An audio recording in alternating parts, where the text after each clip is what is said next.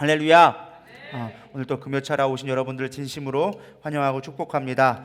오랜만에 또 쓰는 것 같습니다. 물론 저는 어제도 설교 말씀을 증거했었는데요. 그래도 오늘 같이 우리의 은혜 나눌 말씀은 느헤미야서 4장 15절에서 23절까지 말씀 같이 보도록 합니다. 느헤미야서 6번째 강의 시간입니다. 제가 계속 설교할 때마다 느헤미야를 강의하고 있거든요.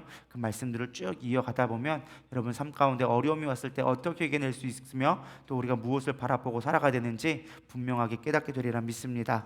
다 찾으신 줄 알고 우리 한 절씩 교독하여 올려드리겠습니다.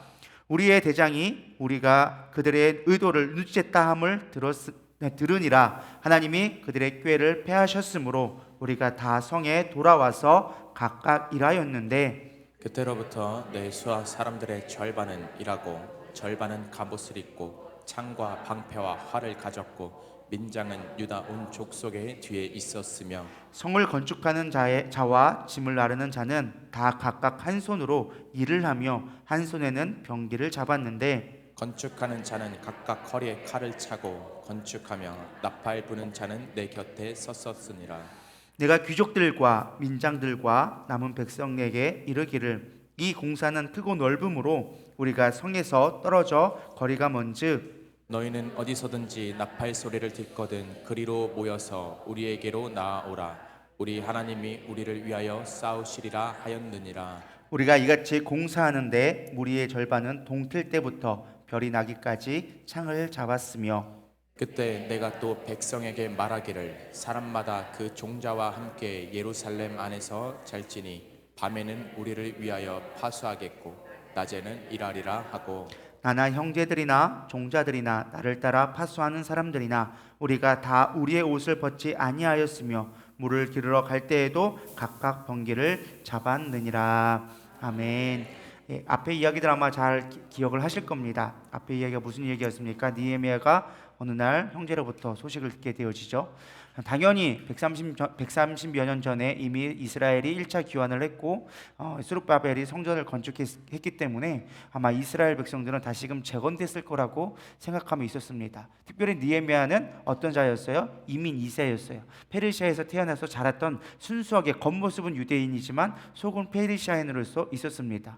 그러나 부모의 믿음의 유산을 잘 지키고 있음으로 말미암아 지금 온 열방을 다스리는 것은 하나님이다. 비록 내가 지금 페르시아에 지금 제2인자로 있지만 하나님 나를 높이셔서 하나님이 때가 있기 때문에 나에게 사명이 있기 때문에 이 자리에 나를 있게 했다라는 마음을 가지고 있었다라는 것입니다. 그러다가 문득 소식을 듣게 되어지죠. 에스라가 10년 전에 가가지고 이제 말씀의 부흥을 운동을 일으키면서 다시금 개혁을 일으키려고 하지만 그럼에도 불구하고 성벽이 재건이 계속 안 됨으로 말미암아 열방에서 그 옆에 위에 있는 사마리아나 가나안 족속들 열방에 있는 아람의 족속들이 와가지고 계속 거기를 허물게 되어지는 거예요. 성벽을 세우지 못하게 막아버리고 심지어 그거를 페르시아 왕에게 조서를 내서 아예 법적으로 건축하지 못하도록 이들은 반역하려고 그런다라고 하면서 막아버렸어요.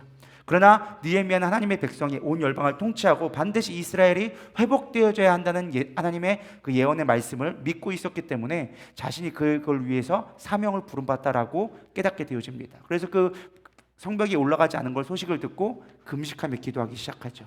무려 4개월 동안이나 거의 100일 이상을 기도를 하면서 하나님의 때를 기다렸어요. 그러다가 아닥다스다 왕에게 기회가 왔을 때 정초에 공개적인 장소에서 사실은 그런 하나님의 기회를 주셔서 내가 이런 일을 계획하고 있습니다. 우리 성벽이 이렇게 무너져서 조상들의 묘가 무너졌기 때문에 내가 슬퍼할 수밖에 없습니다라고 이야기를 지혜롭게 얘기해서 잘 그거를 획득하게 되어집니다. 내가 뭘 도와주면 되겠느냐? 내가 가야 할 때 총독들이 방해하지 않도록 도와주시고 내가 거기 거했을 때 지을 수 있는 집의 목재들을 준비해 주시고 재정적인 도움을 주시고 내가 또 그걸 할 수 있도록 통행조서를 줘서 안전하게 다녀올 수 있도록 어느 일정 기간 동안 할 수 있도록 잘 지켜주시면 휴가를 주시면 감사하겠습니다라고 해서 무려 4년이라는 시간 동안 그곳에 휴가를 받게 되어집니다. 그래서 그 성벽을 건축하게 되어지기 시작합니다. 그러나 하나님의 사명만 있다고 그것이 이루어지느냐? 그렇지 않다라는 거예요. 우리가 하나님의 사명 갖고 이 부르심 갖고 이 자리에 있다 한다 할지라도 사단들은 우리를 반드시 방해하게 되어졌어요. 누가 일어나게 되어집니까? 산발락과 도비아가 일어나서 방해하기 시작합니다. 그러면서 끊임없이 모함하기 시작하고 그 성벽 가운데 돌면서 다 준비되었음에도 불구하고 이스라엘 성벽이 막 재건되기 시작하자 방해가 들어오기 시작하는 거예요. 그게 앞에서 한 이야기입니다. 저는 이제까지 이야기를 쭉 보면서 갑자기 이제 그들의 공격이 들어오기 시작하자 이스라엘 백성 가운데 두려움이 오기 시작했어요. 야, 저들이 우리를 죽이면 어떡할까? 그리고 주변에 사는 사람들이 야, 이제 이스라엘 곧 멸망한대, 예루살렘 곧 멸망한대, 그러니까 빨리 이민 와, 빨리 도망쳐 나와, 예루살렘을 벗어나라는 얘기를 성경이 몇 번 얘기했다고요? 10번이나 얘기했다고 나오고 있습니다. 끊임없이 얘기했다라는 거예요. 쉬지 않고 얘기했다라는 거예요. 야, 빨리 도망쳐 나와. 그러니까 이스라엘 백성들이 성을 쌓다가 좌절하게 되어진 거예요. 저는 이 말씀을 보면서 우리에게 이런 생각을 갖게 되어졌습니다.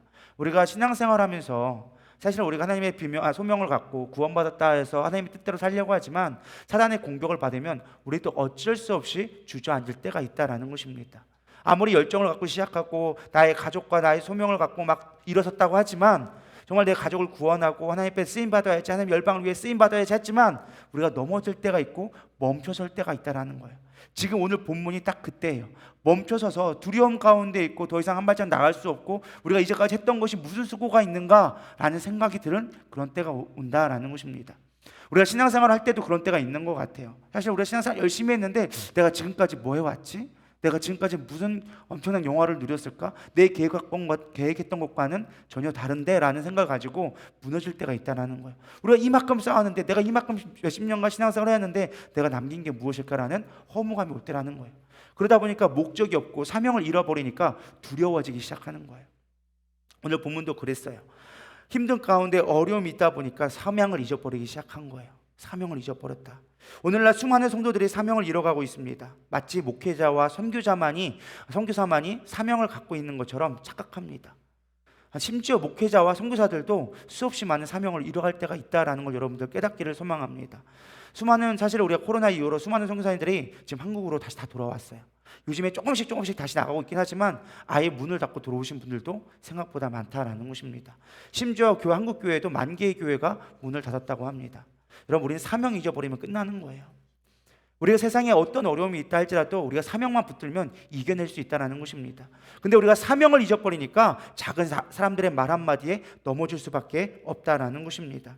저는 장담하건대 구원받은 자는 반드시 사명을 붙들게 되어져 있어요. 사명대로 살 때 구원은 완성되어지는 거예요. 물론 우리의 어떤 행위나 어떤 우리의 노력으로 구원은 이루어지는 것이 아닙니다. 전적인 하나님의 은혜고 하나님의 보호하심으로 말미암아 구원이 완성되지만 그러나 구원받은 자는 반드시 사명대로 살게 되어져 있다는 것입니다. 제가 예전에 설교했던 적이 있었어요. 소명, 사명, 생명. 다 시음, 미음이라고 해가지고 소명, 사명, 생명. 사실 이게 우리의 신앙의 과정이에요. 하나님의 소명은 뭐예요? 부르셨다라는 거예요. 우리를 구원해 주셨다라는 거예요. 왜 구원해 주셨느냐? 그 목적이 소명이 있다라는 거예요. 소명은 뭐예요? 미션. 너에게 줄 사명이 있어. 너에게 할 일이 있어. 너는 평신도로 할 일이 있고, 너는 사역자로 이런 사역자로 할 일이 있고, 너는 선교사로 이것을 할 거 있고, 너는 평신도로서 이런 일을 할 수 있어. 너는 기도자로, 너는 봉사자로, 너는 은사자로 나에게 맡겨준 사명이 있고 맡겨준 영혼들이 있다라는 거예요. 우리는 사명 붙들고 갈 때 흔들리지 않는다라는 거예요. 넘어져 있다 할지라도 사명 붙들면 우리는 일어설 수 있다라는 것입니다. 오늘 느헤미야서는 그걸 얘기해주고 있어요. 지금 너희들 멈췄어? 주저앉았어? 두려워? 걱정하지 마. 다시금 사명 붙들면 돼 라는 것을 이야기해주고 있다라는 것입니다. 사명을 붙들면 우리는 생명을 얻게 되어져 있어요. 이 생명은 우리의 구원, 영생을 이야기하는 거예요. 근데 간혹 착각하는 게 무엇이냐? 우리가 무엇을 했기 때문에 그 영생을 얻는 거라고 착각합니다. 근데 우리가 구별해야 되는 건 신앙은 doing이 아니라 being이 되는 거예요. 이게 어떤 거냐? 행함이 아니라 어떠한 존재가 되어지느냐가 중요한 거예요. 성경은 우리를 뭐라고 합니까? 그리스도와 연합하여 하나가 되어지는 걸 얘기합니다. 우리 그리스도와 같은 존재가 되어지는 거예요. 내가 예수가 되라는 말이 아니에요. 작은 예수가 되어져서 예수처럼 살아가는, 예수처럼 생각하고 예수처럼 살아가게끔 되어지는 것이 우리가 구원받는 거예요. 근데 우리는 어떤 구원받는 거를 내가 무엇을 해야 되는 것으로 착각하고 있는 거예요. 그러면 사명을 잊어버릴 수밖에 없어요. 우리는 비잉이 되기를 소망합니다. 가장 대표적인 거 하나 설명을 드려볼까요? 예수님이 우리에게 말씀해 주신 게 나는 곧 길이요 진리요 생명이라고 얘기했어요. 근데 우리는 그걸 어떻게 이야기하느냐? 예수님이 나에게 어떤 문제가 생기면 나에게 피할 길을 주시는 분으로 이해하는 거예요. 이해가 되시나요? 예수님의 그 존재 자체가 길이라는 걸 우리는 깨닫지 못하고 있어요. 예수님이 나의 구원자라는 것을 생각하지 않고 있다는 거예요. 예수님을 통해서 뭔가 해결점이 생기겠지, 예수님이 나에게 어떤 길을 보여주시겠지라고 우리는 생각하며 신앙생활을 할 때가 많다는 거예요. 근데 그거는 doing이에요. 내가 뭐를 해서 하나님이 나에게 길을 보여주실 거야 라는 doing에 해당된다는 거예요. 그거는 잘못된 신앙이라는 거예요. 그걸로 우리의 구원을 완성시킬 수가 없다는 거예요. 예수님 자체가 길이라고 얘기했어요.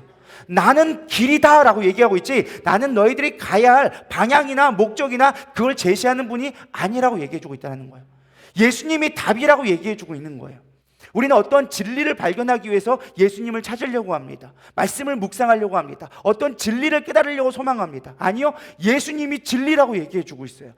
그분이 나와 함께 되어지고 내 안에 거할 때 너희는 나와 함께 연합하게 된다고 이야기해주고 있는 거예요. 너희는 내 안에, 내가 너희 안에 있을 때 우리는 비로소 열매를 맺게 되어지는 거예요. 그게 진리라고 얘기하는 거예요. 근데 우리는 진리를 찾기 위한 어떤 수단으로서 예수님을 연구하는 사람들이 종종 있다는 거예요. 아니, 생각보다 많아요. 그 대표적인 사람들 중에 한 사람이 박진영도 그런 사람이에요. 내가 어떤 진리를 찾기 위해서 예수님을 만났다라고 얘기하는 사람 중에 한 사람이 그런 사람들이에요. 수없이 많은 이단들이 그렇게 많이 접근을 합니다. 세상적인 거 봐봐라, 진리이지 않느냐, 이게 진리이지 않느냐라고 얘기해요. 예수님의 진리지, 예수님을 통해서 어떤 예수님 말씀을 연구하고 거기 있는 걸 찾아가지고 우리 진리를 얻는 게 아니라는 거예요. 세상의 철학이 우리를 진리로 인도해 주는 게 아니라는 거예요. 또 하나 뭐였어요? 생명. 우리가 예수님 잘 믿었고 열심히 신앙생활을 해서 봉사했으니까 영생을 선물로 받겠지, 이게 아니라는 거예요. 예수님이 영생이에요. 그 영생이 내 안에 있을 때 내가 생명을 누리게 되어지는 거예요. 그분이 내 안에 있을 때 내가 생명이 있는 거예요. 왜? 나는 생명이 없고 나는 이미 죄악 가운데 사망에 이른 자니까. 그러나 예수님의 생명이 내 안에 거하게 되어지면 나는 영생을 누리게 되어지는 거예요. 믿으십니까?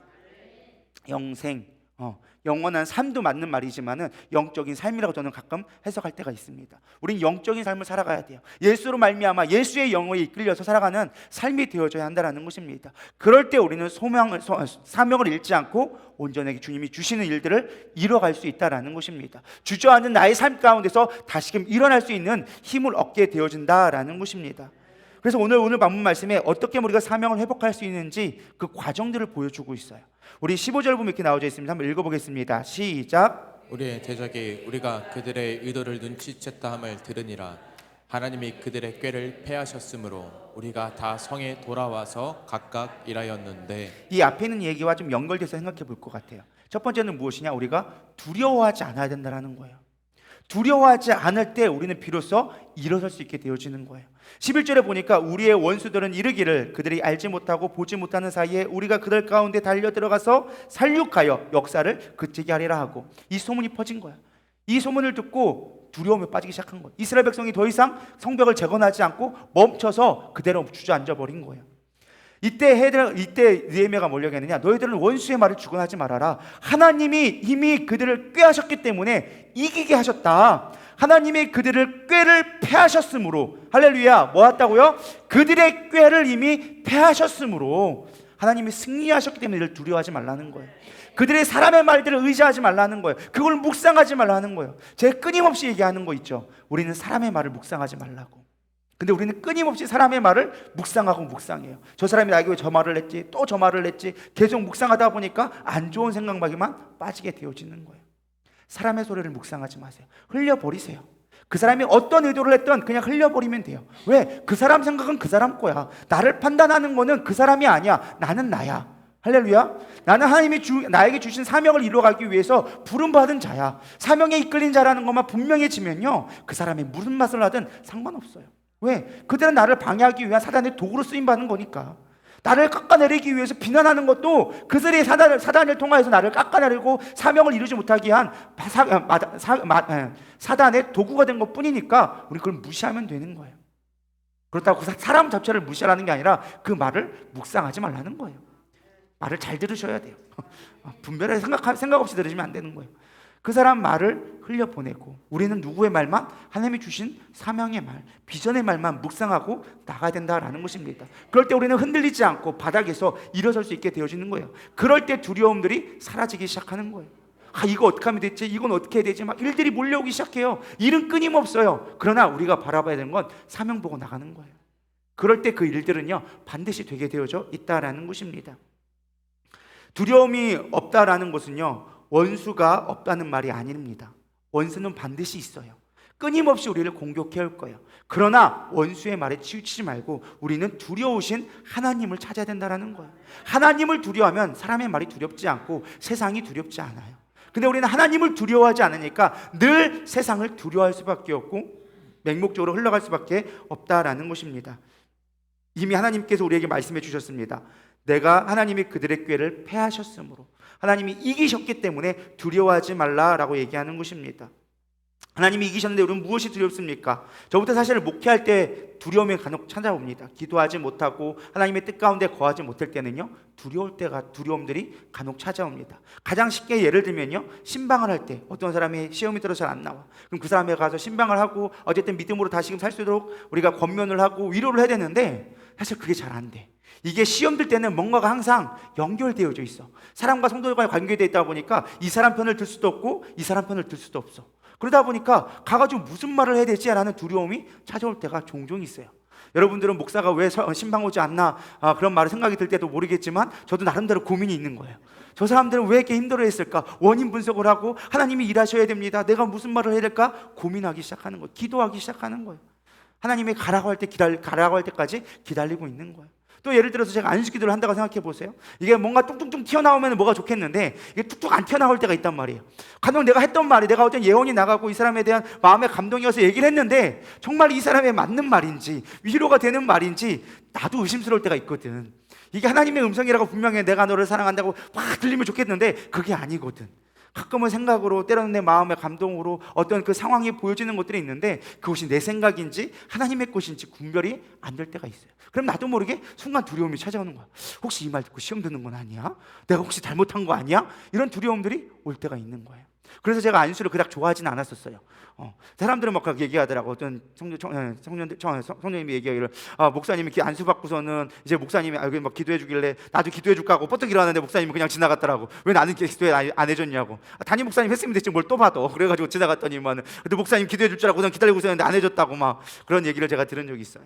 저도 나름대로 부담이 있어도 하는 거예요. 담임 목사님 했으면 됐지 뭘 나까지 하면서 이렇게 넘어가는 건데 중요한 그런 거예요. 뭐 하지 못할 때 우리가 하나님이 주신 소명을 붙들지 못할 때 나도 모르게 사소한 것 때문에도 우리는 두려움이 찾아올 수 있다는 거예요.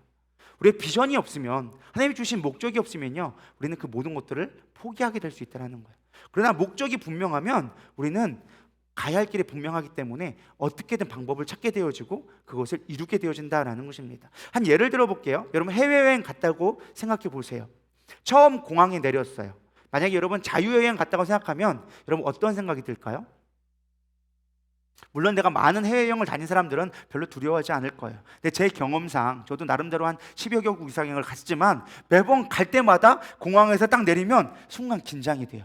비행기 있을 때만 해도 재밌어. 막 재밌고 막 자기도 하고 막 내가 어디 가서 여행해야지 뭐 해야지 막 계획도 세우고 막 흥분돼서 가는데 막상 딱 내리면요 이게 순간 당황이 돼요. 어디로 나가야 되지? 그부터 헷갈리기 시작하는 거예요. 왜? 거기는 한국말이 안 써 있거든. 한국말이 안 써 있어. 다 영어고 다 인도어고 막 이상한 말만 잔뜩 써 있으니까 몰라. 그나마 아는 게 영어라고 찾아보기 시작하는 거예요. 어디가 나가는겨? 어디가 엑시트야? 물론 사람들 따라가면 돼. 처음에는 사람들 막 따라고 나가면 되는데 공항 게이트를 딱 나가는 순간 이게 당황스러워요. 이게 뭐가 택시인지도 모르겠고 우리나라는 딱 돼 있으니까 택시가 딱 돼 있으니까 뭐 그냥 택시하고 타고 가면 되지만 외국은 이게 택시인지 이게 뭔지도 몰라. 무슨 버스를 타야 되는 거며 내가 말을 했을 때 그 사람하고 막 소통이 되느냐? 그렇지가 않은 거야. 그러니까 막 두려움이 오기 시작하는 거야. 이걸 어떻게 되지? 어떻게 돼야 되지? 근데 제가 깨달은 게 하나 있어요. 거기에 가이드가 있잖아요. 두려움이 없어요. 왜? 공항에 나가서 뭐만 기다리면 돼? 가이드만 오면 돼. 선교사님이 오시든 아니면 어떤 내 가이드 여행 갔으면 그 여행사에 가이드가 오면 그때부터는 걱정할 필요가 없어. 왜? 그냥 난 짐 들고 쫄래 따라가면 돼. 왜? 그러면 알아서 가이드가 내가 가야 할 곳으로 인도해주고 내가 무엇을 해야 되는지 자세히 알려주거든. 제가 깨달은 게 그거예요. 우리가 인생 살아가는데 새로운 곳 어차피 우리가 매일매일 살아가는 건 똑같은 패턴이라 생각하지만 그러나 매일 새로운 삶이거든요. 그러니까 우리가 어떠한 목적이 없고 목적을 어디로 가야 되는지 모르면 우리는 두려워질 수밖에 없어요. 근데 우리 삶 가운데 가이드 되시는 성령 하나님이 내 가운데 임하게 되어지면 그분의 음성을 들을 수만 있게 되어지면 우리는 두려움 없이 가게 되어진다는 거예요.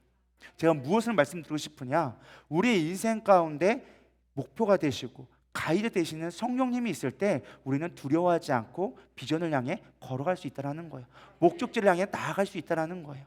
근데 우리가 무엇을 잃어버렸어요? 사명을 잊어버리고 우리의 가이드 되신 하나님, 성령 하나님을 내 마음 가운데서 잃어버리기 시작하니까 세상 사람들의 말이 먼저 들려오게 되어지고 돈 걱정이 먼저 되기 시작하고, 그러면서 두려움들에 장악되게 되어진다는 것입니다.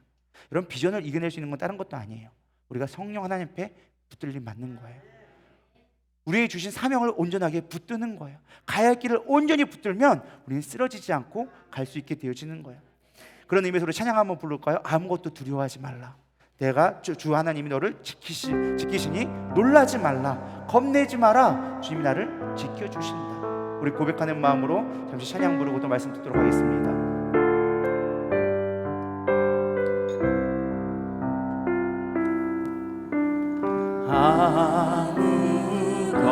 아무것도 두려워 말라.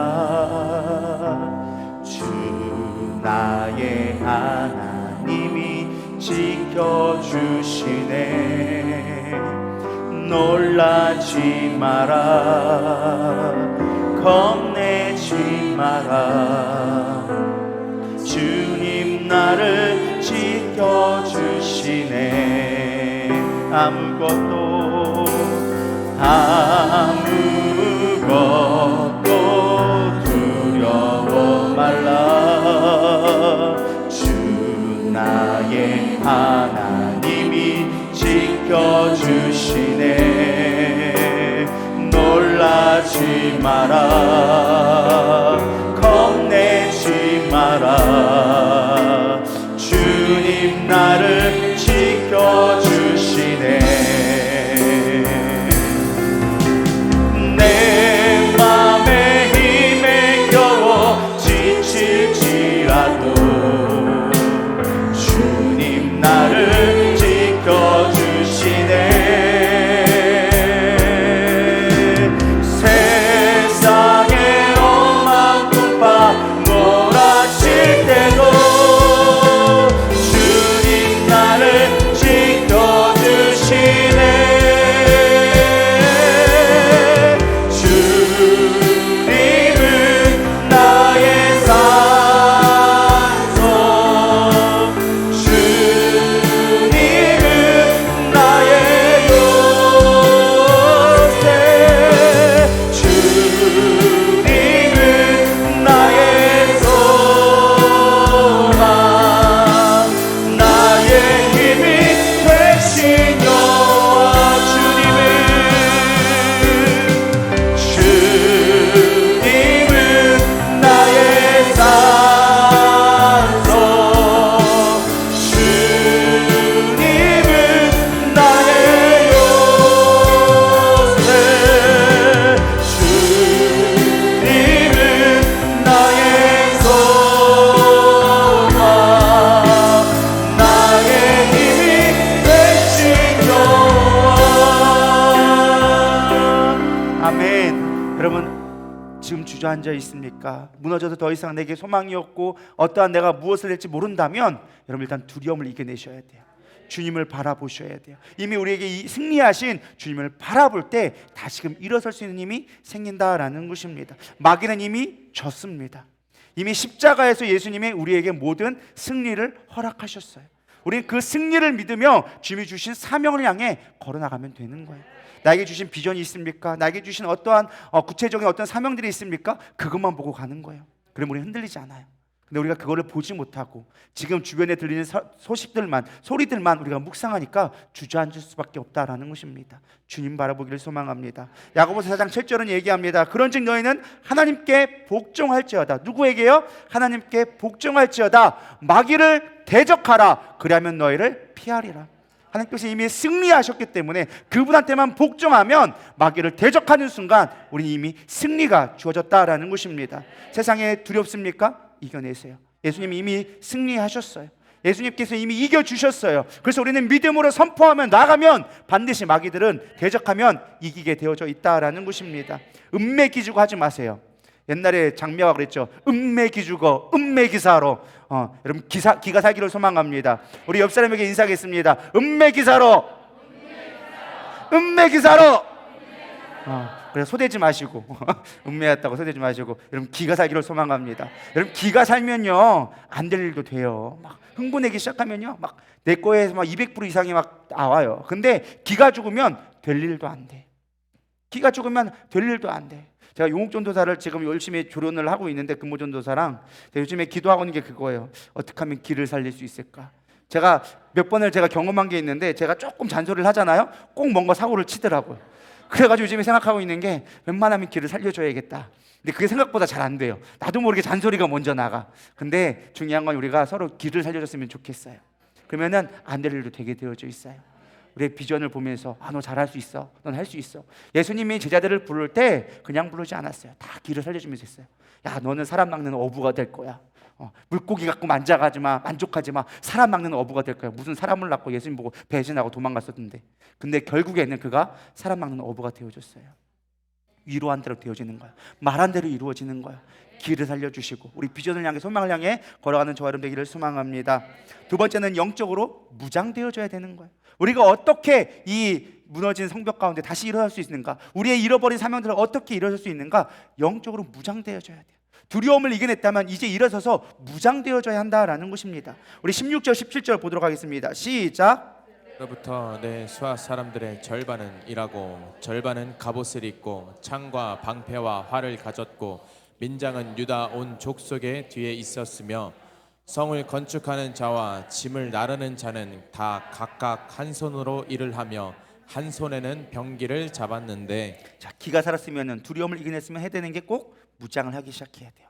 여기도 어떻게 되겠습니까? 다시금 일을 하기 위해서 뭐 하는 거예요? 이제는 무장해라. 우리가 예전에는 그냥 내가 사명받고 부르심 받아서 열심히 살아본다고 막 했는데 사단의 공격이 오기 시작하니까 무너질 수밖에 없었던 거예요. 그러니까 그걸 이겨내기 위해서 반드시 뭐 해야 된다? 무장되어져야 된다. 절반은 일하고 절반은 갑옷을 입고 전쟁을 대비하라. 일하는 일꾼들도 한 손에는 일을 하고 한 손에는 무기를 들어라 라고 얘기하고 있어요. 늘 삶 속에서 무장되어질 때 어떠한 공격이 와도 대비된 자는 반드시 이길 수 있게 되어진다라는 거예요. 늘 전신갑주를 취하라는 거예요. 전신갑주 취하라는 게 어디에 나와 있어요? 에베소 6장에 보면 나와 있죠. 뭘까요? 처음부터 하나씩 해볼까요? 순서는 원래 밑에부터지만 머리부터 해보도록 하겠습니다. 뭐예요? 구원의 투구를. 하나님이 나를 구원해 주신 것을 믿고 늘 생각하면 우리는 무장되게 되어져 있어요. 그 다음에 뭐예요? 의의 흉배, 하나님의 구원의 능력, 우리 가운데 의로움이 있으면, 하나님의 선하심이 있으면, 하나님의 뜻을 따라가면 그 마음과 그 하나님의 마음을 깨닫게 되어지면 우리는 흔들리지 않게 되어진다는 거예요. 어떤 공격이 와도 보호받을 수 있다는 거예요. 또 뭐가 있어요? 요거부터 할까요? 그래, 진리의 허리띠, 순서는 상관없어요. 어쨌든 위에부터 쓰든 밑에부터 하든 칼부터 짚든 그거는 자기들 알아서 입으면 돼. 그냥 위에부터 하든 발부터 신발을 신든 편한 대로 신으세요. 어쨌든 무장만 하면 돼. 이제 그 진리의 허리띠 뭐예요? 내 안에 예수가 있어야 돼요. 예수로 딱 무장되어질 때 어떠한 무기가 와도 어떠한 이 흉배를 일으킬 수 있는 가장 중심점이 되는 게 이 진리예요. 예수님이 우리 가운데 딱 중심이 잡히면 그때부터 흔들리지 않는 거예요. 그 다음에 뭐가 필요해요? 말씀의 검. 늘 말씀으로 무장되면 되는 거예요. 말씀 읽는 사람들 절대 시험 안 들어요. 말씀을 안 읽으면 그때부터 시험이 들기 시작하는 거예요. 제 경험이 그래요. 제가 해보니까 그렇더라고요. 말씀으로 내일 묵상하면요 어떤 시험이 온다 할지라도 순간 막 당황은 돼요. 순간 상심은 돼요. 근데요 그게 금방 이렇게 회복되어져요. 불과 며칠 안 가. 길어봐야 2, 3일이야. 근데 이거를 말씀 묵상을 안 하고 내가 조금 세상 속에 빠져 있잖아요. 한 번 들어오면요 한 3개월은 꽁에 있어. 그 사람 안 봐. 와도 그냥 모른 척하고 그냥 내 것만 봐. 이렇게. 그게 한 3, 4개월은 가더라고. 심지어 그렇게 심각하게 삐질 수가 있어. 겉은 아닌 척 하는데 속에서는 안 풀어지고 있는 거야. 용서했다라고 말을 하는데 기도는 하는데 여전히 내 안에 꽁하고 있는 거야. 뭐가 없으니까? 말씀이 없으니까. 말씀이 있어야 돼요. 또 뭐가 있어야 돼요? 믿음의 방패. 믿음이 있으면 절대 흔들리지 않아요. 어떤 공격이 와도 믿음이 있으면 우리는 넘어지지 않아. 어떤 공격 방어할 수 있어. 근데 믿음이 없으니까 주님을 신뢰하지 못하니까, 주님이 나의 구원자요, 나의 산성이요, 방패요, 나의 구원자라는 걸 우리가 깨닫지 못하니까 맨날 걱정하고 있는 거야. 항상 나에게 선하심을 주신 분이라는 걸 우리가 깨닫지 못하니까 흔들릴 수밖에 없는 거예요. 믿음이 있기를 소망합니다. 마지막이 뭐예요? 복음의 신발이라고 하는데, 복음의 신발이 아니라 평안이 주는 평안의 복음, 평안에 주는 복음의 신발인가? 아마 그럴 거예요. 헷갈리네 갑자기. 어쨌든 주는 건 복음이 아니라 중요한 거는 복음으로 인한 평안을 주는 거예요. 그게 신발이 주는 의미예요. 우리가 알 때 제대로 알아야 되거든요. 그래서 이 복음을 가지고 있을 때, 복음의 능력을 가지고 있으면 우리가 그거로 인하는 평안이 있다는 거예요. 그래서 신발을 신으면 어떠한 험난한 길을 간다 할지라도 우리가 절대 흔들리지 않고 그거를 이겨나갈 수 있다. 그래서 로마 군대들의 어떠한 그 스파이크가 달린 그 가죽신을 비유로 그냥 얘기해 준 것뿐이에요. 그래서 복음이 주는 평안, 우리 가운데 평안, 내가 주는 건 세상에 주는 것이 아니요 세상이 줄 수 없는 평안을 너희 가운데 있다. 섞여긴 했는데 어쨌든 세상이 줄 수 없는 평안을 우리 가운데 준다라는 거예요. 우리가 영적으로 늘 무장되어져야 돼요. 그거를 늘 깨어서 무장되어져야 한다라는 것입니다. 그래서 김용기 목사님은 이런 얘기를 하더라고. 자기는 꼭 어떤 예배 시작한마다, 어떤 집회가 있을 때마다 항상 의무적으로, 습관적으로 이거를 영적으로 무장한다는 거야. 하나님 지켜 주옵소서. 찾습니다. 무기 찾습니다. 하고 있습니다. 하고 하면서 하고 불러 막 하면서 혼자서 막 앞에서 하고 있는 거예요. 막 왜? 늘 무장하는 거예요. 늘 깨어서 내가 무장되려고 늘 의식적으로 하고 있는 거예요. 반복적인 행동처럼 보이지만 이 루틴이 별거 아닌 것 같지만 내가 의식적으로 주님을 기억하고 무장되어지는 거예요. 그 심지어 그것도 부족해가지고 하나님이 빈 공간이 있으면 주님의 보혈로 덮어주시옵시고 주님의 보혈을 덮고 뿌리고 덮고 뿌리고 바르고 한다가 하여튼 길게 해. 따라할 수도 없어. 아무튼 뭔가 많이 해요. 왜 그래요? 무장되기 위해서, 깨어있기 위해서, 그 순간 내 힘이 아닌 하나님이 하시게끔 하게 하기 위해서 늘 무장되어져 있다는 거예요. 여러분 늘 무장되셔야 돼요. 우리의 순간의 방심이 한 방에 갈 수 있다는 거예요. 여러분 권투를 보세요. 권투는요 많이 맞았다고 쓰러지는 게 아니에요. 한 방 맞으면 끝나는 거예요. 여러분 권투 하는 거 보셨죠? 막 몇백 방 맞아도 안 무너져요. 근데 어쩌다가 여기 약점에 여기거든요. 여기 있는데 여기에 신경이 있대요. 그래서 여기를 제대로 맞으면 그냥 자신의 의지와 상관없이 그냥 쭉 기절하고 끊는 거예요. KO 당하는 거예요. 마귀를 우리는 그렇게 한 방을 노리면서 우리를 끊임없이 공격하는 거예요. 그 한 방을 노려서 우리가 늘 우리는 무장되어져야 된다. 싸울 때 이 가드가 내려오면 안 되는 거예요. 영적인 긴장감이 내려오면 안 된다는 거예요. 지쳐있다 그걸 포기하는 순간 마귀가 공격이 들어올 수밖에 없다는 거예요. 늘 깨어있기를 소망합니다. 예배 드릴 때도, 여러분 예배 드릴 때도 그냥 습관적으로 앉아있지 마세요. 늘 무장하세요. 그래서 여러분 안 되면 의식적으로 이렇게라도 하세요. 이렇게라도 하세요. 막 이렇게 옛날에 로봇캅처럼 윙치 하든지 뭘 하든지 어쨌든 수없이 방법 좋으니까 어쨌든 무장의 그 의식들을 하세요. 그래서 여러분들이 늘 무장돼서 영적으로 무장되어 있다는 것을 깨어있을 때 마귀에 공격당하지 않는 거예요. 수없이 마귀는 우리의 생각 가지고 공격해요. 내가 뭐 했지? 이제까지 내가 뭐 했을까? 주저앉아 있는 거예요. 그러니까 예배 나오기 싫어지고 귀찮아지고 힘들어지고 피곤해지고 뭐 핑계댈 것도 이렇게 많은지 항상 거의 핑계는 거기서 거기에 항상 아파서 못 나왔어요. 바빠서 못 나왔어요. 뭐 때문에 못 나와요. 코로나 때문에 못 나와요. 핑계는 핑계만 나을 뿐 절대 우리의 삶을 바꾸지 않아요. 믿음으로 나아갈 때 여러분 삶은 바뀌게 되어져 있어요. 무장되어진 자만이 승리를 거둘 수 있는 거예요. 여러분 무장되기를 소망합니다. 우리 18절부터 보도록 하겠습니다. 시작. 건축하는 자는 각각 허리에 칼을 차고 건축하며 나팔 부는 자는 내 곁에 섰었느니라. 중요한 게 딱 참 있어요. 다 무장했는데 유일하게 느헤미야가 옆에 둔 사람이 있어. 그게 누굴까요? 느헤미야 항상 옆에 붙어있던 자 나와 있잖아요. 건축하는 자는 각각 허리에 칼을 차고 나팔을 부는 자는 내 곁에 섰었느니라. 늘 느헤미야 옆에는 누가 있었어요? 나팔 부는 자가 있었어요. 저는 이거를 묵상하면서 참 깨달음이 하나 있게 되어져 있어요. 내 옆에 나팔 부는 사람을 꼭 세워둬야겠다. 이 나팔 분다는 게 무엇이냐? 영적으로 깨우는 자를 말하는 거예요. 믿음의 사람들, 승리의 사람들은요 늘 내 옆에 나를 깨울 수 있는 영적 멘토들을 세우는 거예요.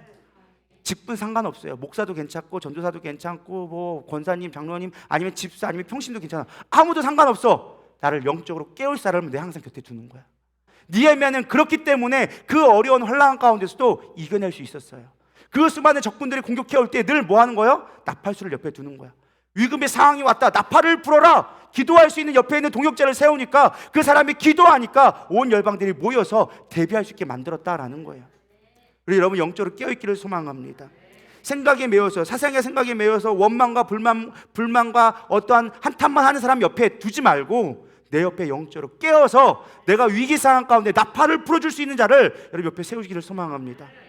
여러분께서 기도하기 시작하는 하나님, 내 옆에 이런 영적인 파수꾼들을 세워주시옵소서. 나팔수들을 붙여주시옵소서. 여러분, 여러분들이 그렇게 되기를 소망합니다. 담임 목사님이 힘들어 있을 때, 제가 힘들어 있을 때, 우리 사역자들이 힘들어 있을 때 여러분들이 나팔수가 되어줘야 되는 거예요. 목사님 힘내셔야 합니다. 위로해주고 격려해주고, 때로는 뭐 비타민이라도 사주든지 아니면 바카스나라도 사주든지, 그거 별로 비싸지도 않으니까, 비싸면 얘기해, 나중에 돈 줄 테니까. 그래도 그거 사주는 것도 그 맛이잖아요. 어쨌든 그러니까 그렇게라도 위로한 자가 되어줘서, 나팔수가 되어줘서, 목사님 일어나셔야 됩니다, 목사님 힘내셔야 합니다, 그런 파수꾼들이 있을 때 일어날 수 있는 거예요. 담임 목사님이 이제 뇌종양으로 이제 약을 잘못 먹어가지고 부작용으로 이제 쓰러져 있었어요. 정말로 넉다운 당했어요. 우리 다 알잖아요. 아무것도 할 수 없었어요. 그때 누가 있었습니까? 기도하는 자들, 배 목사님이나 뭐 윤삼일 선교사님이나 주변에 계신 분들이 기도해 주는 거예요. 목사님 일어날 수 있어, 목사님 하나님이 쓰신대. 사실 누가 알아 그거? 뭐 그분들이 하나님 응답 받았는지 어떻게 될지 모르겠지만 사실 그거 누가 알아? 그냥 하는 말인지 그냥 무슨 말인지 누가 알겠어요? 그러나 그 말에 위로의 말이 있으니까, 나팔수가 있으니까 결국엔 일어 쓰잖아요. 내 옆에 나팔수를 붙여주기를 소망합니다. 여러분들의 영적인 나팔수가 누가 있습니까? 생각나지 않는다면 여러분 회개하실 일이에요. 빨리 지금 찾아봐야 돼요. 옆에 찾아보시기 바랍니다. 누가 나의 나팔수가 될 수 있을까? 네가 해볼래? 한번 찍어보세요. 당신이 해볼 티요? 이렇게 웃기만 하고 별로 이렇게 아멘들을 안 하시네. 아멘 하셔야죠. 그때 내가 해줄게 해야지 뭐 구멍망 뭐요? 이렇게 하고 있으면 안 돼요. 영적 나팔수가 되어줘야 돼요. 늘 깨워줄 수 있는 자가 되어줘야 돼요. 어떠한 어려움이 있다 할지라도 나팔을 불어서, 영적인 공격이 올 때 나팔을 불어서 기도해주고, 나팔을 분다는 건 기도해준다는 거예요. 권면을 해줄 수 있다는 거예요. 그런 사람들이 세워지기를 소망합니다. 그렇게 될 때 우리는 영적이 어떤 완전한 넉다운 되고 번아웃 됐다 할지라도 일어설 수 있게 되어지는 거예요. 그게 무장하는 거예요. 그게 진짜 무장이에요. 또 우리 19절부터 20절 보도록 하겠습니다. 시작. 내가 귀족들과 민장들과 남은 백성에게 이르기를, 이 공사는 크고 넓음으로 우리가 성에서 떨어져 거리가 먼즉 너희는 어디서든지 나팔 소리를 듣거든 그리로 모여서 우리에게로 나아오라. 우리 하나님이 우리를 위하여 싸우시리라 하였느니라. 아멘. 전 20절을 보면서 또 많은 걸 또 묵상하게 되어졌어요. 자, 나팔을 부는데 나팔을 부는 목적이 필요했어요. 나팔을 부는데 여기 보면은 중요한 게 하나님이 우리를 위하여 싸우시도록 나팔을 불라고 했어요. 믿으십니까? 우리가 기도하는 이유가 뭐예요? 하나님이 일하게 하시려고. 근데 거기에 우리가 해야 될 일이 한 가지가 있어요. 그게 뭘까요? 나팔 소리가 듣거든 그리로 모여서 우리에게로 나아오라. 리더를 중심으로 모이라는 거예요. 우리가 기도의 소리에 지금 올라가고 있어요. 우리가 3시간 기도를 올라가고 있어요. 그때 뭐 하라는 거예요? 그 중심으로 여러분들이 모일 때 뭐 한다? 하나님은 일하기 시작한다. 이 영적인 원리를 여러분 깨닫기를 소망합니다. 저 이걸 보고 너무나 사실은 깨달음이 많이 왔었어요. 우리 가운데 이러한 모습이 나타나야 되는데, 우리 신앙교회가 정말로 이 다시금 일어서 이 무너진 성벽들을, 사명들을 다시 일으키기 위해서 해야 될 일이 무엇이냐? 나팔수를 세우는 거예요. 기도하는 자를 세우는 거예요. 그 기도하는 자를 통하여서 그 나팔이 부러졌을 때, 기도의 나팔이 선포되어졌을 때 수많은 열방들이 모여지는 것들이 우리 가운데 일어나게 하여 주시옵소서. 제가 그거 기도하기 시작했어요.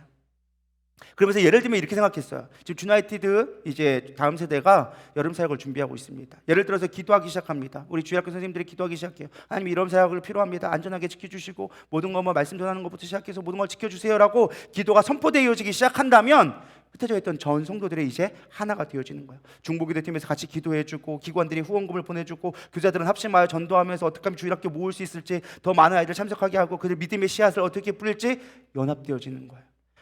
그 중심으로 모여지기 시작하는 거야. 여기서 나팔이 불렸어. 여기 하나님이 일을 해야 돼. 그럼 그걸로 모이는 거예요. 여기 나팔이 불렸어. 여기 우리 기도 제목 있어. 같이 모여서 해주는 거예요. 그럴 때 교회는 부흥되는 거예요. 우리가 모일 때 하나님께서 임하신다고 그랬어요. 둘 셋이 모인 곳에 하나님께서 임재해 주신다고 얘기했어요. 하나님 앞에 우리가 기도하는 믿는 자의 기도는 간과는 힘이 크다고 했어요. 우리가 모여서 기도할 때, 나팔을 불었을 때 우리가 모여지면 하나님이 일하시기 시작한다. 여기서 싸우게 얘기합니다. 우리가 모이지만 누가 싸운다? 하나님이 싸우신다. 우리가 싸우는 게 아니에요. 우리는 모여서 나팔이 불면, 기도 제목이 선포되어지면 우리는 모여서 같이 기도하는 거예요. 그럼 하나님이 일하시기 시작한다는 거예요. 여러분, 이 영적 원리를 깨닫기를 소망합니다. 지금 무너져 있습니까? 무너진 성벽은요, 남의 이야기가 아니에요. 바로 나의 이야기예요. 내가 무너졌다라는 거예요. 내 가족들이 보호받지 못한다라는 거예요. 내 소망이 없다라는 거예요. 그 소명 다시 일으키는 거 다른 거 없어요. 교회에서 하자는 거.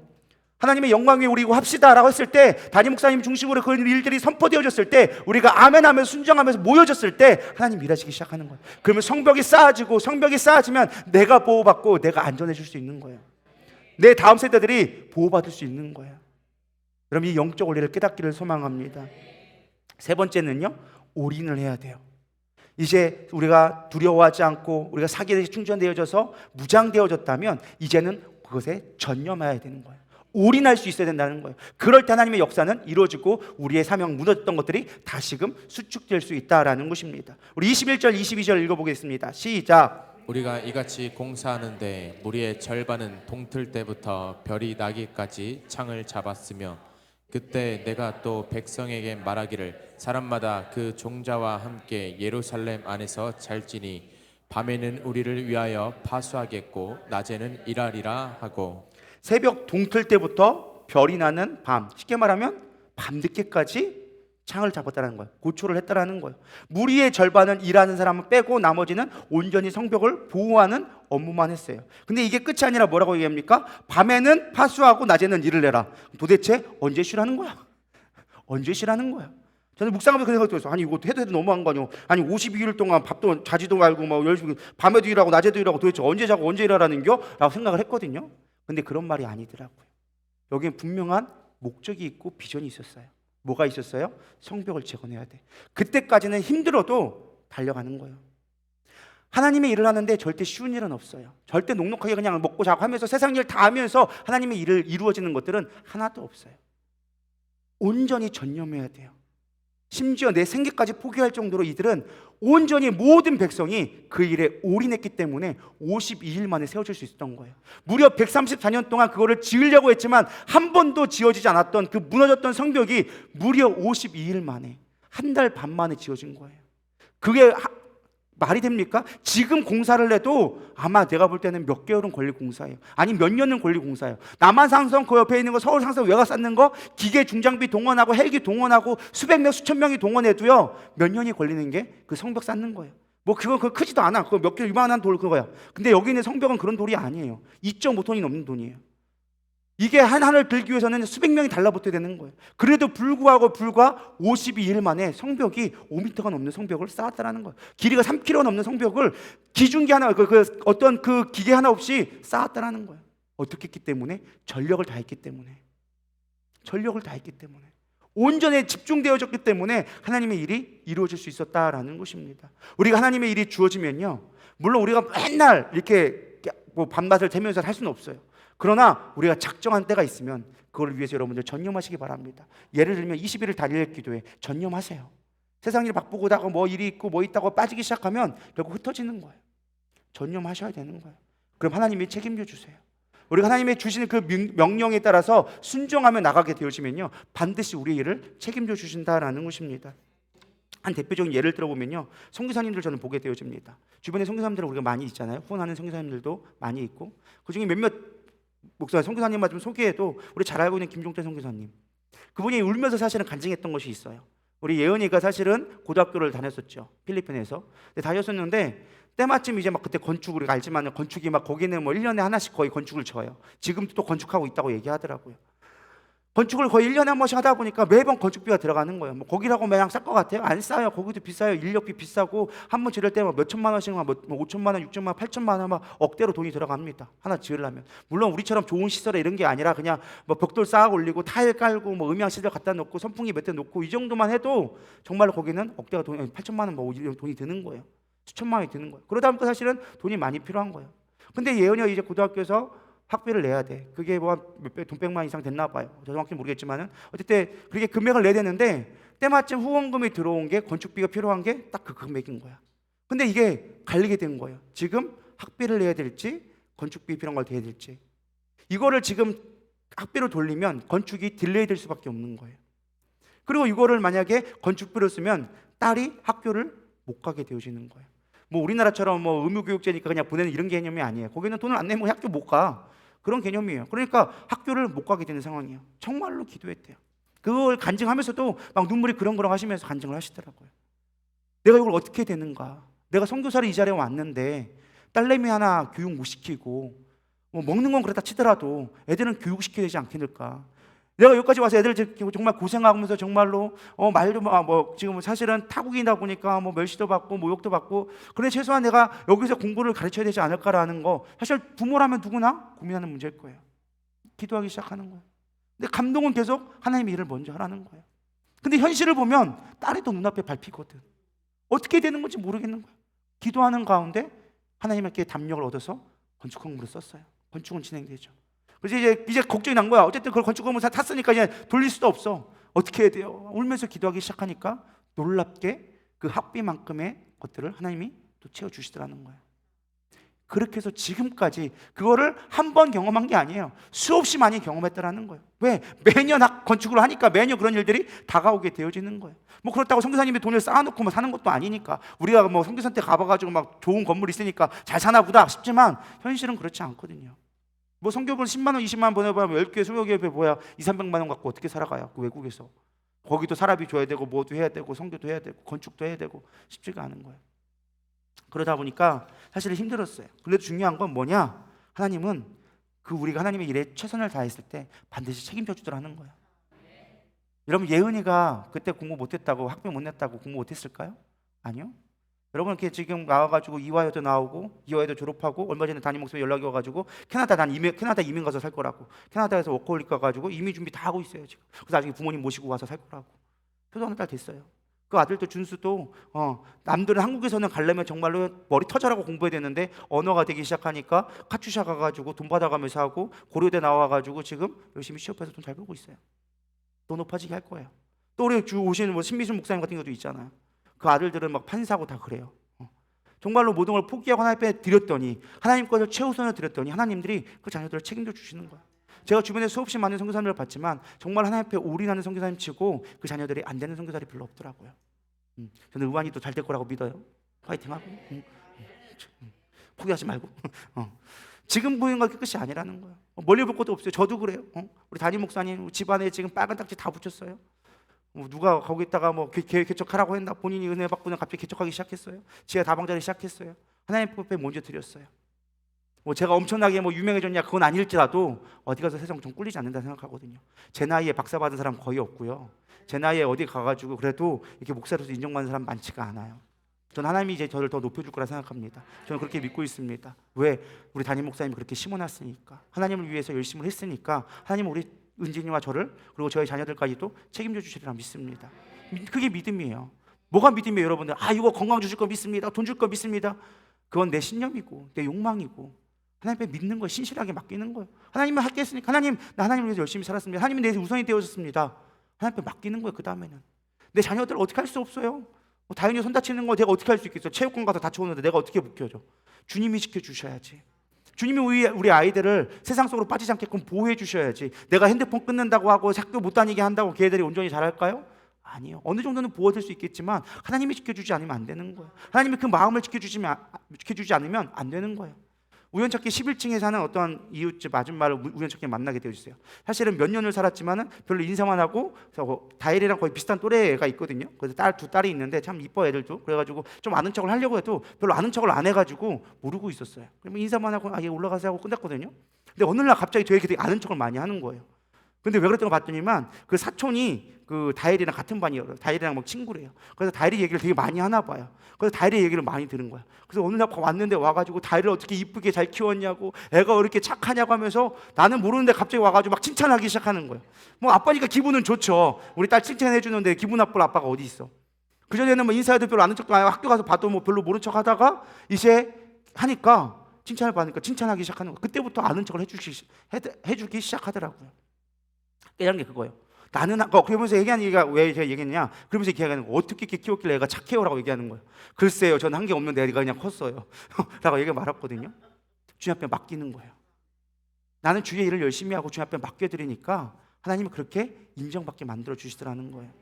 뭐 제 딸 자랑하려고 하는 게 아니라 우리가 하나님 앞에 최선을 다하면 하나님은 우리의 일들을 책임져 주시는 거예요. 너희는 먼저 그의 나라와 그의 일을 구하라. 그러면 이 모든 것을 너에게 더해 주시리라. 이 우리 너무나 잘 알고 있는 말씀, 너무나 수백 번 수천 번 암송했던 말씀을 우리는 안 믿어. 하나님의 먼저 그의 나라와 그의 일을 구하는 일을 우리는 구하지 않아. 그걸 믿지 않아. 그거는 그냥 좋은 말씀이야. 암송하는 말씀이야. 내가 아는 말로 끝나는 거예요. 그 말이 내 마음에 삶으로 되어졌을 때 하나님은 내 모든 일들을 하기 시작한다는 걸 여러분 경험하기를 소망합니다. 말씀이 삶이 됐으면 좋겠습니다. 말씀이 능력 됐으면 좋겠습니다. 그냥 머리로 아는 말씀이 아니라 내 삶으로 증명되어지는 그런 것들을 여러분 경험되기를 소망합니다. 그럴 때 우리는 올인할 수 있는 거예요. 신뢰할 수 있으니까 올인할 수 있는 거예요. 흔들리지 않게 되어진다라는 것입니다.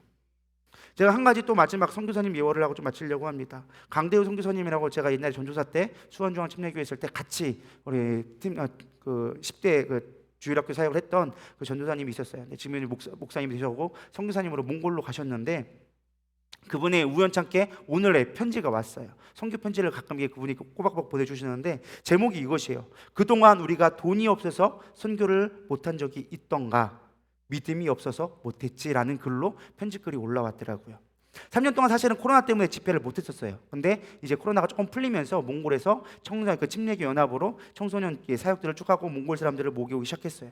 근데 몽골에다 보니까 요즘에 재정이 다 어렵잖아요. 한국도 어려다 보니까 선교비가 잘 안 되다 보니까 재정적으로 좀 많이 어려웠다고 얘기합니다. 그래서 정말 이걸 할 수 있을까? 왜? 재정이 없으니까 이걸 할 수 있을까 싶어가지고 고민을 했었는데 놀랍게 하나님이 채워주기 시작하는데 500km가 넘는 곳에서 기차 타고 하루를 타고서는 그 선교를 참여하기 위해서 사람들이 모여들기 시작하는 거예요. 수많은 사람들이 모이기 시작했는데 그럼에도 불구하고 재정이 어려운 거예요. 이들을 어떻게 먹여야 될까 고민하고 기도하는 가운데 갑자기 한 집사님이 재정을 아끼기 위해서 헌신하기 시작합니다. 이게 사르네라는 집사님이세요. 저분인데 몽골 사람이에요.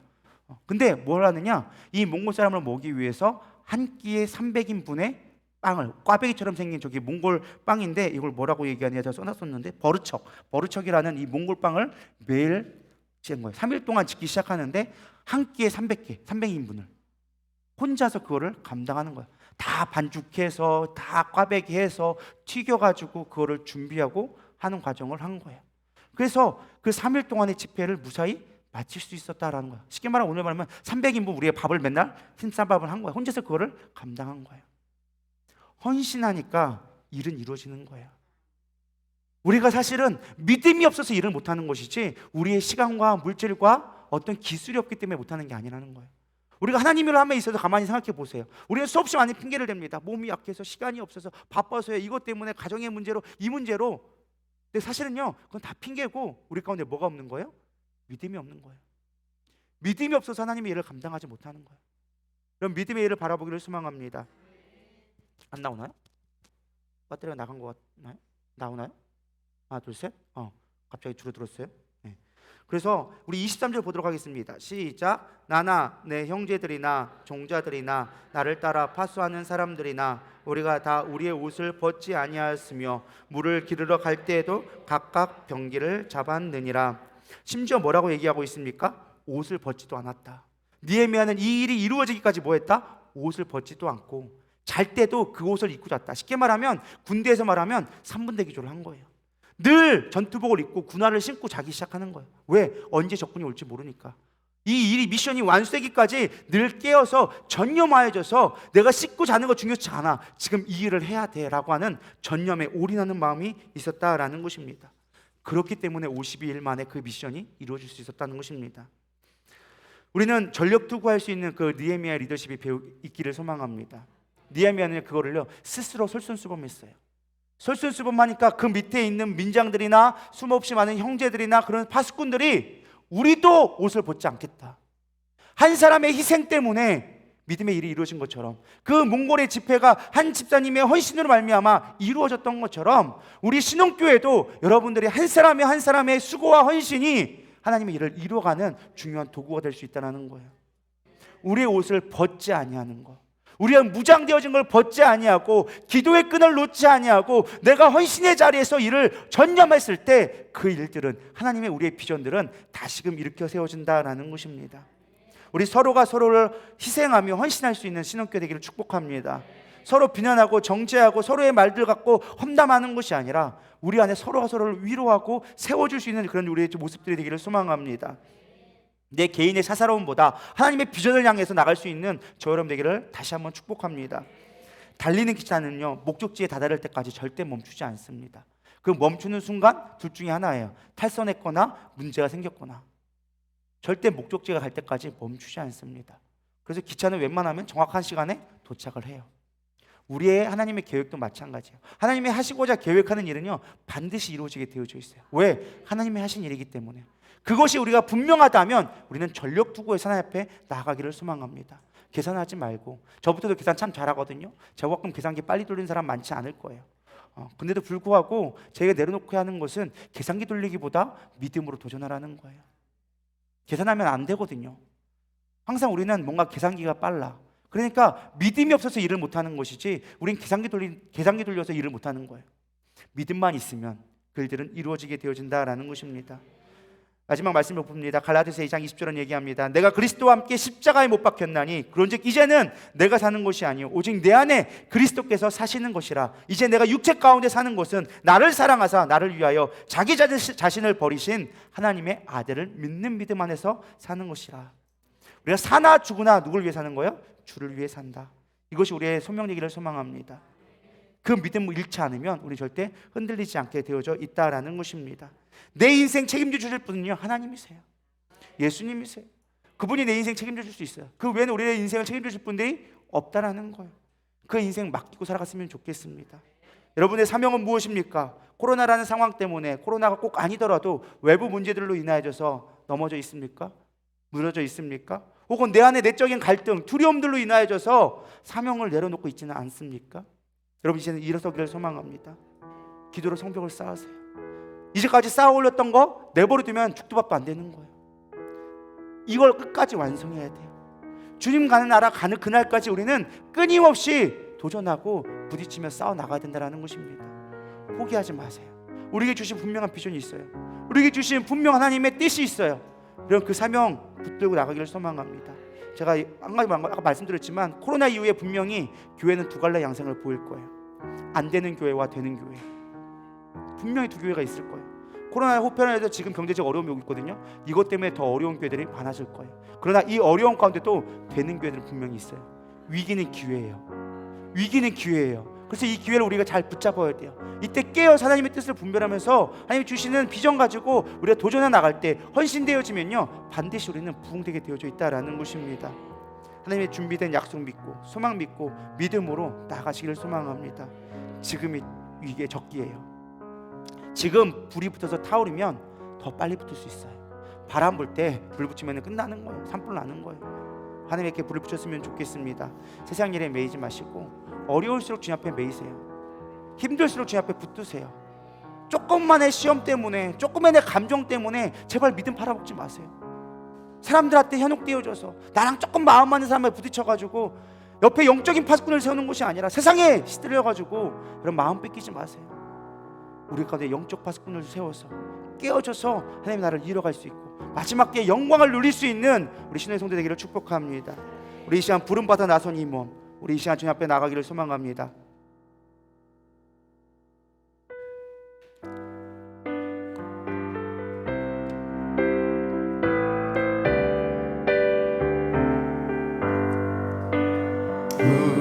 부름받아 나선 이 몸, 어디든지 가오리다. 외로우나 즐거우나 주만 따라가오리니 어느 누가 막으리까. 죽음인들 막으리까. 어느 누가 막으리까. 죽음인들 막으리까. 아골골 잡힌들에도 복음 들고 가오리다. 소돔 같은 거기에도 사랑 안고 찾아가서 종의 몸에 지닌 것도 아낌없이 드리리다. 종의 몸에 지닌 것도 아낌없이 드리리다.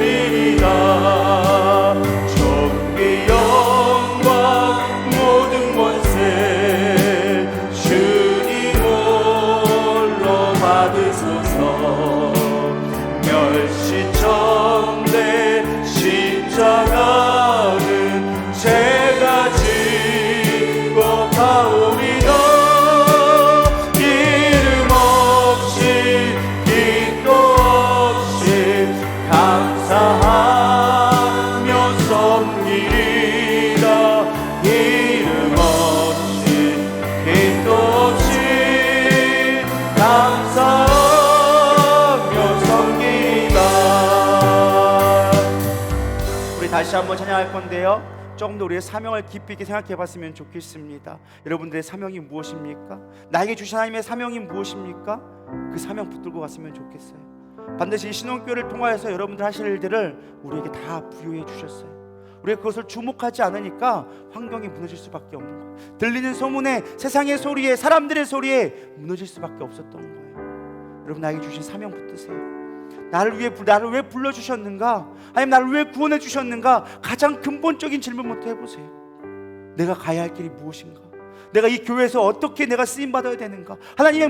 내가 하나님을 위해서 무엇을 하면 하나님이 기뻐하실까? 여러분, 그것을 고민하면서, 사실 옛날에는 이 찬양을 참 많이 불러주셨어요. 제가 80년대는 뭐 그게 많은 나이는 아니었지만 그래도 제가 어릴 때 참 많이 들었던 노래예요. 근데 요즘에는 이 노래 듣기가 참 어려운 것 같아요. 그만큼 우리가 사명과는 상관없는 삶을 살아가고 있는 것 같아요. 여러분, 사명 붙드셔요. 그래야 일어날 수 있어요. 그래야 회복되어질 수 있어요. 그래야 성벽이 재건될 수 있어요.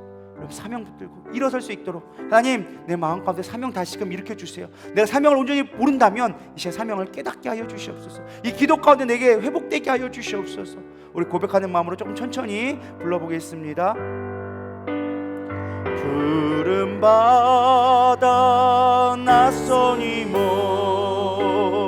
어디든지 가오리다. 괴로우나 즐거우나 주만 따라가오리니. 어느 누가 막으리까? 죽음인들 막으리까? 어느 누가 막으리까? 죽음인들 막으리까? 다시 한번 푸른 바다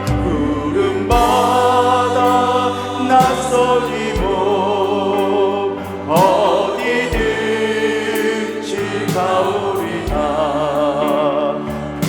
괴로우나 즐거우나 주만 따라가오리니.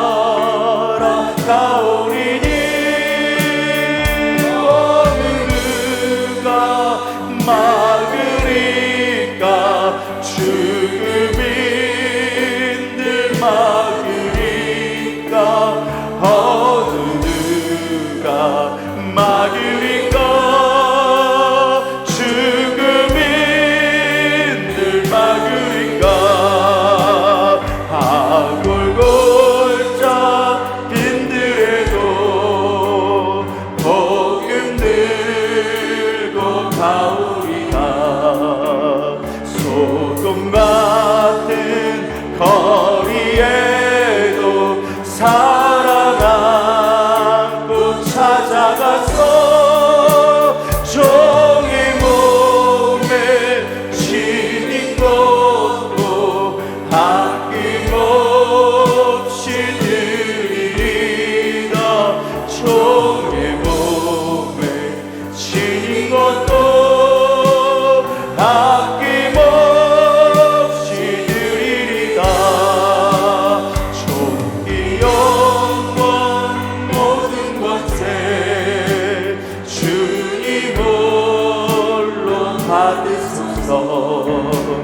멸시천대 십자가는 제가 지고 가오리다. 이름 없이 빛도 없이 감사하며 섬기리다. 이름 없이 빛도 없이 감사하며